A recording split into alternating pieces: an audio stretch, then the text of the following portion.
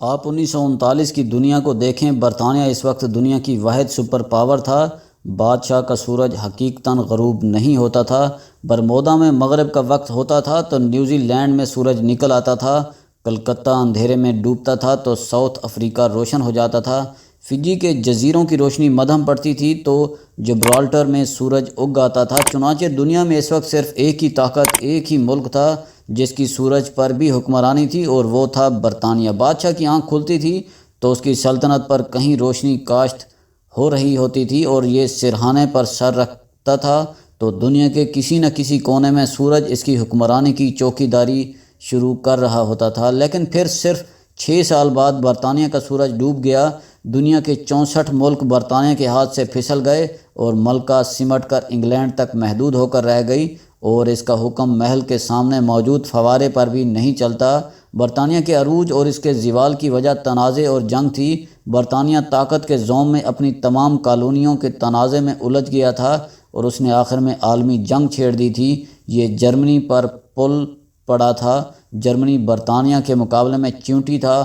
ہاتھی چیونٹی سے لڑ پڑا۔ چیونٹی کا کچھ نہیں گیا، لیکن ہاتھی کا بیڑا غرق ہو گیا۔ دوسری جنگ عظیم کے آخر میں کرۂ ارض پر 5 کروڑ لاشیں اور زخمی پڑے تھے، اور آدھی دنیا ملبے کا ڈھیر تھی۔ یہ جنگ جاپان اور جرمنی ہار گئے، لیکن برطانیہ بھی اس کے بعد برطانیہ نہیں رہا۔ بادشاہ کا راج سمٹا اور ہر ملک میں اپنا اپنا سورج طلوع ہونے لگا، یہاں تک کہ آج انگلینڈ میں بھی آدھا سال سورج نہیں نکلتا، اور لوگ دوپہر کے وقت بھی راستہ ٹٹول ٹٹول کر گھر سے دفتر اور دفتر سے گھر آتے ہیں۔ تنازع اور جنگیں یہ ہوتی ہیں، یہ برطانیہ جیسی طاقتوں کو بھی نگل جاتی ہیں۔ آپ اب ایک دوسری حقیقت بھی ملاحظہ کیجئے۔ پاکستان 2 تھے، ایک پاکستان 1971 تک تھا اور دوسرا 1972 میں پیدا ہوا تھا۔ ہم 1971 تک آبادی کے لحاظ سے دنیا کا سب سے بڑا اسلامی ملک تھے۔ ہم اس وقت تیزی سے ترقی کرنے والے ملکوں میں بھی شامل تھے۔ دنیا کا سب سے بڑا نہری نظام پاکستان میں تھا۔ پاکستان کا ریلوے دنیا کے بہترین ریلویز میں شامل تھا۔ ہمارے وابڈا کو ورلڈ بینک ریاست کی گارنٹی کے بغیر قرض دے دیتا تھا۔ منگلا ڈیم کے لیے انٹرنیشنل بڈ ہوئی تھی، اور دنیا کی 3 بڑی کمپنیوں نے کنسورشیم بنا کر یہ بڈ جیتی تھی۔ ہارورڈ یونیورسٹی کے انجینئرنگ کالج کے طالب علموں کا پورا بیچ منگلا آ کر ہمارے آبی منصوبوں پر تحقیق کرتا تھا۔ ہماری PIA دنیا بھر کی ایئر لائنز کو ٹریننگ دیتی تھی۔ عرب ملک اپنے طالب علموں کو پڑھنے کے لیے پاکستان بھجواتے تھے۔ ہماری یونیورسٹیوں اور کالجوں میں غیر ملکی طالب علموں کے لیے کوٹا بھی ہوتا تھا، اور ان کے لیے الگ ہاسٹل بھی۔ پاکستان دنیا کی بڑی سیاحتی منزلوں میں بھی شامل تھا۔ ہم دوسری اور تیسری دنیا کے فوجیوں کو ٹریننگ بھی دیتے تھے، اور کوریا، ملائیشیا اور تھائی لینڈ اور مشرقی یورپ کے ملک ہمارے معاشی منصوبوں کی کاپی بھی کرتے تھے۔ ہماری ایکسپورٹس بھی امپورٹس سے زیادہ تھی، اور ہمارے قرضے بھی نہ ہونے کے برابر تھے، لہٰذا ہم اس وقت بھارت کو بھی آنکھیں دکھا لیتے تھے، اور اقوام متحدہ اور یورپی یونین میں بھی دھڑلے سے بات کرتے تھے۔ پاکستان کے اندر بھی صورتحال مختلف تھی۔ بنگالی ہم سے زیادہ پڑھے لکھے، سمجھدار، مہذب اور عاجز تھے۔ یہ اڑتے ہوئے بھی اپنے قدم زمین سے چپکائے رکھتے تھے۔ یہ پارلیمنٹ میں بھی زیادہ تھے، اور بیوروکریسی اور بزنس میں بھی۔ ہمارے زر مبادلہ کا 60% حصہ مشرقی پاکستان کی پٹسن سے آتا تھا۔ ہماری پولیس اور بیوروکریسی کے ٹرینرز بنگالی تھے، اور ہمارے زیادہ تر ٹریننگ سینٹرز بھی آج کے بنگلہ دیش میں تھے۔ چنانچہ 1971 کا پاکستان مضبوط، ترقی پذیر اور عالم اسلام کی امامت کرتا ہوا پاکستان تھا، لیکن پھر ہم پنجابی سرماؤں کی وجہ سے 60% پاکستان ہم سے الگ ہو گیا، اور یہ جاتے جاتے ہماری امامت، ترقی اور مضبوطی ساتھ لے گیا۔ وہ پاکستان 1971 میں چھوٹا ہو گیا، لیکن ہماری 25 سال کی کریڈیبلٹی بھی موجود تھی۔ ہم نے اگلے 25 سال اس کریڈیبلٹی پر گزار لیے۔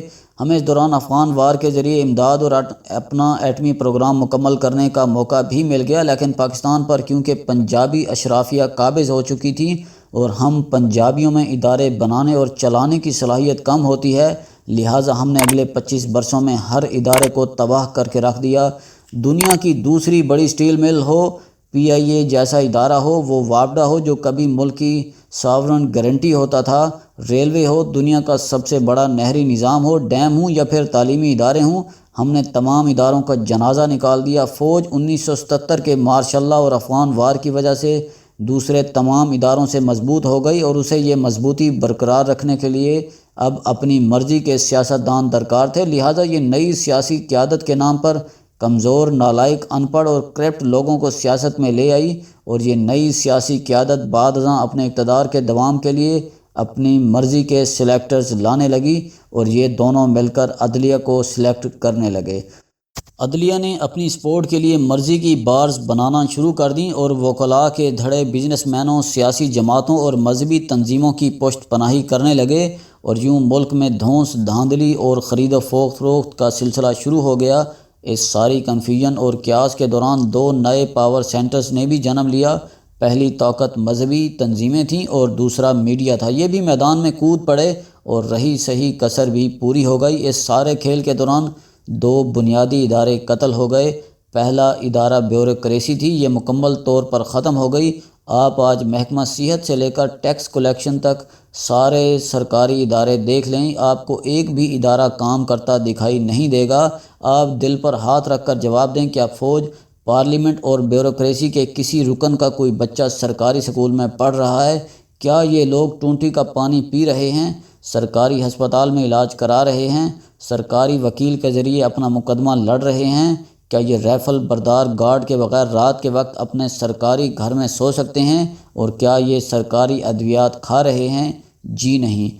کیا اس کا مطلب یہ نہیں ہمارا سارا سرکاری اور ریاستی نظام دم توڑ چکا ہے؟ ہم زرعی ملک ہونے کے باوجود اپنی ضرورت کی گندم بھی نہیں اگا پا رہے، ہم سے چینی، پیٹرول اور ادویات بھی کنٹرول نہیں ہو رہی، اور ہم کورونا کے SOPs پر بھی عمل درآمد کے قابل نہیں ہیں۔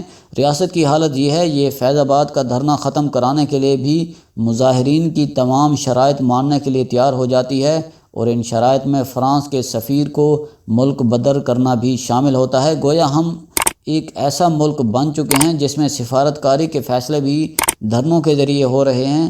آپ آج عدالتوں میں چلے جائیں، مقدموں کا انبار ہے اور ججز موجود نہیں ہیں۔ ہسپتالوں کا دورہ کر لیں، سڑک سے آپریشن تھیٹر تک مریض ہی مریض ہیں۔ تعلیمی ادارے ڈگریوں کے پرنٹنگ پریس بن چکے ہیں۔ ایوان صدر اور وزیر اعظم ہاؤس میں بھی صاف پانی اور خالص دودھ نہیں ملتا۔ پاکستان ہیپاٹائٹس C میں دنیا میں دوسرے نمبر پر ہے، 52% آبادی بلڈ پریشر کی مریض ہے۔ ہم شوگر میں چوتھے نمبر اور TB میں دنیا میں 5ویں نمبر پر آتے ہیں۔ دنیا میں صرف 2 ملکوں میں پولیو موجود ہے اور ہم دوسرا ملک ہیں۔ ملک میں مذہبی منافرت انتہا کو چھو رہی ہے۔ کوئی کسی کو بھی کسی بھی وقت کافر کہہ کر واجب القتل قرار دے دیتا ہے اور ریاست پتلی گلی سے نکل جاتی ہے۔ لوگ عدالتوں میں قتل ہو جاتے ہیں اور جج اور وکلاء زمین پر لیٹ کر جان بچاتے ہیں، اور اس کے بعد ریاست میں قاتل کو قاتل کہنے کی ہمت بھی نہیں ہوتی۔ ہماری پوری اکانومی قرضوں کی مرہون منت ہے۔ آج چین، سعودی عرب اور امریکہ ہاتھ کھینچ لے، ہمیں آج FATF بلیک لسٹ میں ڈال دے تو ہم کل ڈیفالٹ کر جائیں گے، لیکن 1971 کا پاکستان اس سے بالکل مختلف تھا۔ صدر بھی ٹونٹی کا پانی پیتا تھا اور اس کے بچے بھی سرکاری سکولوں میں پڑھتے تھے۔ یہ حقائق خوفناک ہیں، لیکن ان حقائق سے بھی زیادہ خوفناک حقیقت یہ ہے کہ ہم ان حقائق کو حقیقت ماننے کے لیے تیار نہیں ہیں۔ ہم یہ ماننے کے لیے تیار نہیں ہیں، دنیا بدل بھی چکی ہے اور یہ ہم سے بہت آگے بھی جا چکی ہے۔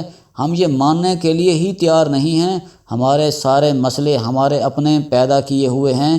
ہم نے دنیا میں اپنا کوئی ایک دوست نہیں چھوڑا، روس سے لے کر امریکہ تک ہم نے سب کے ساتھ سینگ پھنسا رکھے ہیں۔ ہم اندر بھی لڑ رہے ہیں اور باہر بھی۔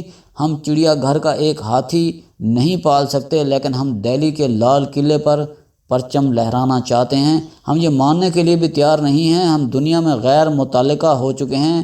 آج سعودی عرب نے تاریخ میں پہلی بار بھارت کے آرمی چیف کو سرکاری دورے پر بلا لیا، اور امریکہ اور OIC نے کشمیر پر بھارت کا موقف مان لیا۔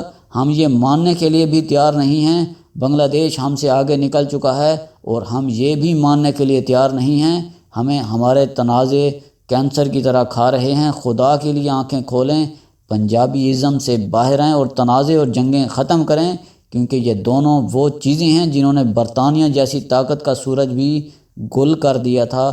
ہم کس کھیت کی مولی، کہاں کے سورما ہیں، لہٰذا ہوش کریں اور آنکھیں کھولیں۔